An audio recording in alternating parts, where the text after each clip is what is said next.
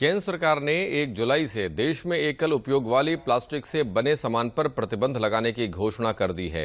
पर्यावरण मंत्रालय ने मंगलवार को इस बारे में दिशा निर्देश जारी किया है। वहीं प्रतिबंधित एकल उपयोग वाली प्लास्टिक वस्तुओं के अवैध निर्माण, आयात, भंडारण, वितरण, बिक्री और उपयोग पर रोक लगाने के लिए राष्ट्रीय और राज्य स्तर पर नियंत्रण कक्ष स्थापित किए जाएंगे। Announce that India will put an end to single-use plastic in the coming year. प्रधानमंत्री नरेंद्र मोदी द्वारा 2022 तक एकल उपयोग वाली प्लास्टिक वस्तुओं को समाप्त करने के आह्वान के अनुरूप भारत सरकार के पर्यावरण, वन और जलवायु परिवर्तन मंत्रालय ने देश में 1 जुलाई 2022 से पूरे देश में चिन्हित एकल उपयोग वाली प्लास्टिक पर प्रतिबंध लगाने की घोषणा की है, जिसके तहत भारत पूरे देश में चिन्हित एकल उपयोग वाली प्लास्टिक वस्तुओं जिनकी उपयोगिता कम और प्रदूषण क्षमता अधिक है, उनके निर्माण, आयात, भंडारण, वितरण, बिक्री और उपयोग पर प्रतिबंध लगाने जा रहा है। गौरतलब है कि एकल उपयोग वाली प्लास्टिक में वे वस्तुएं शामिल हैं जिनका उपयोग केवल एक बार किया जाता है और उसके बाद उन्हें नष्ट कर दिया जाता है।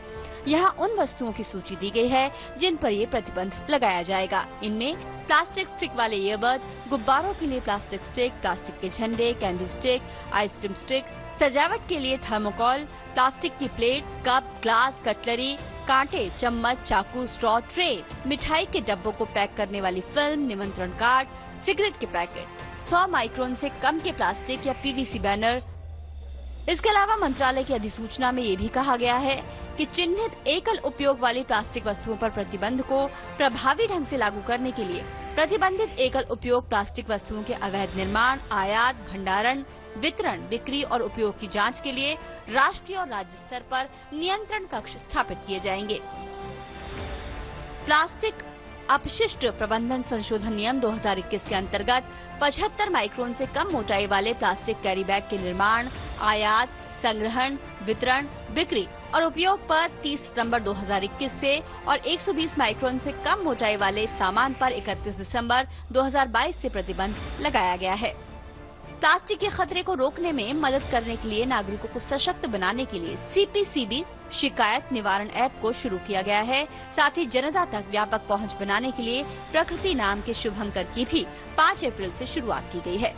पर्यावरण, वन और जलवायु परिवर्तन मंत्रालय ने 16 फरवरी 2022 को प्लास्टिक अपशिष्ट प्रबंधन संशोधन नियम 2022 के रूप में प्लास्टिक पैकेजिंग पर विस्तारित उत्पादकों की जिम्मेदारी पर दिशा निर्देशों को भी अधिसूचित किया है। विस्तारित उत्पादक उत्तरदायित्व EPR दरअसल उत्पाद की शुरुआत से अंत तक उसके पर्यावरण की दृष्टि से बेहतर प्रबंधन के लिए एक उत्पादक की जिम्मेदारी होती है। गौरतलब है कि ये दिशा निर्देश प्लास्टिक पैकेजिंग कचरे की चक्रीय अर्थव्यवस्था को मजबूत कर प्लास्टिक पैकेजिंग के नए विकल्पों के विकास को बढ़ावा देने और कारोबारी जगत द्वारा टिकाऊ प्लास्टिक पैकेजिंग के विकास की दिशा में कदम बढ़ाने से संबंधित रूपरेखा मुहैया कराएंगे। ब्यूरो इनपुट के साथ तापस भट्टाचार्य की रिपोर्ट, DD न्यूज।